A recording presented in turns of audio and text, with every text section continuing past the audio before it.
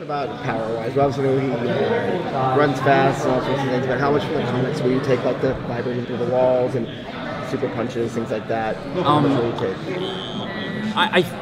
David Nutter, who directed Arrow and the Arrow pilot and the Flash pilot, you know, he said, because he also directed the Smallville pilot, you know, he said you gotta keep him as, you know, unpowered with powers, you know, early on as you can. Otherwise, you know, he'll become a god and it'll be harder to relate to him. And, you know, we really have taken that to heart. And it was one of the things I think Smallville did really well, in that, you know, Clark didn't have his full capabilities. And especially, I always think about the episode where he first got heat vision. It wasn't a cool thing. He was terrified that he'd be looking at Lana and he would melt her, and he started to like fear that, like, am I gonna have to go live in a cabin in the woods by myself? And I found that so heartbreaking. And I think that, you know, for the Flash, you know, in the comics, you know, being able to travel through time and phase through matter, like, it does start to become this, like, godlike ability that, like, it would be hard for anyone to ever sort of, like, you know, bring him down. So we're going to try and keep it, you know, at least early on, you know, as limited as we can. But, you know, ideally, you know, when we do get to that stuff, and we fully plan to, that sometimes some things will come as a fun, new, cool, look what I can do, and some of these things, you know, like I think they did well in Smallville, will start out as a terrifying, oh my god, I can't believe what's happening to me, you know. And especially I think about the phasing thing, where, you know, he could be worried that what happens if I phase while I'm sleeping and I fall in the middle of the earth. I mean, those things could be scary and terrifying, but for right now we want him to just focus on, we'll get to that. Okay. Will you be adding anything that hasn't already been done as far as speed?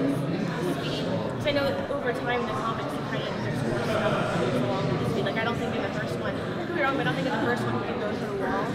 Will you be adding any stuff to that? No, like I said, the phasing stuff will, you know, and time travel, that's for down the road. Will there be anything that is uniquely to the series? Yeah. There very well could be. You know, right now, fortunately, there are so many things. You know, the Flash has been around for so long, and so many great comic book writers, Mark Waid and Jeff Johns, obviously.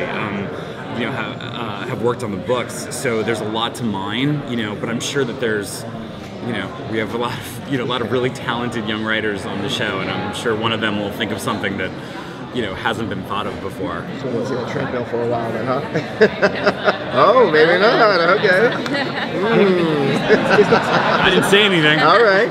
Accelerated and exciting thing in the sense of, and I think we talked about this, but where Arrow is so grounded on Flash, you can have fun in the sense of, you can have a thinking, talking gorilla, telepathic gorilla. You can have a gorilla. Yeah, you know, obviously on Arrow, especially early on, it was meant to be very grounded and whatnot. And part of the reason we introduced the Mirakuru storyline last year with Slade and the Human Weapons was, you know, for us it was a little bit of like gateway superpowers. You know, if you could accept that much, well then you could accept the Flash. And it was really Greg's idea that, you know, we also include the particle accelerator, because then you understand where all of these villains came from, and you didn't have this one seminal event make him, but then have to have a seminal event make all of these other people. You know, now these people are sort of out there, and you know, it does allow you to, you know, push the boundaries certainly far further than we ever did or will on Arrow.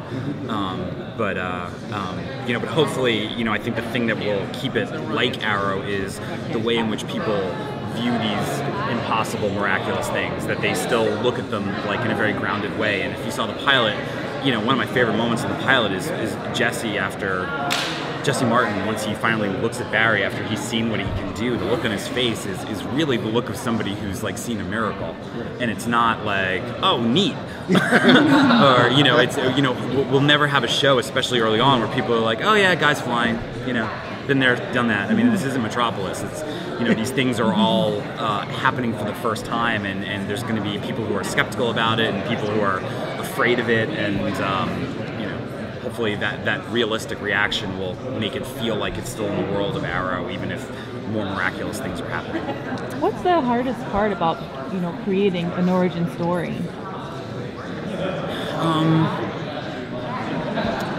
I think the hardest part is you know, setting up his emotional life before, and really because you in a TV show. In a movie, the end of Act 1 could have been when he got his powers, but in a TV show, you really kind of want to get there by the end of Act 1, and TV is only about 12 minutes. In a movie, it could be 25. So, really sort of like establishing his world and who he is to all the people in it, like establishing that as fast and precisely, but as strongly emotionally as you can, so that you can spend more time, afterwards. I think one of the hardest things for us on this was we'd already introduced Barry on Arrow, and there was a lot of discussion amongst ourselves and amongst the studio and the network about how much we should honor what we had done on Arrow and how much we needed to make this for a brand new audience. And so I feel like we sort of struck the right balance between, if you watched 8 and 9, we didn't really do anything that violated what you saw if you enjoyed it, but if you didn't watch 8 and 9 of Arrow from season 2, you could come into it and just experience The Flash on its own terms. Is it tough for you being out here, putting the show out here for everyone? There's 2 other new DC shows coming, or is that helpful, do you think, to No, they're doing their own thing, and I think that, one of the things DC did really well this year is, for all the shows that they're doing, they're so completely different. I mean, even Arrow and Flash are 2 very different shows. One is a crime, revenge, Shakespearean drama, and Flash is more blue sky, superpowers. So even the shows we're doing are 2 very different shows. And obviously, Gotham and iZombie are their own things. But we never feel like we're only in competition with ourselves. And and I also really believe that a rising tide lifts all ships, and I'm as excited as a fan to see Gotham and iZombie. If I wasn't doing these shows, those would be the shows I was watching. So we're just sort of happy to be here.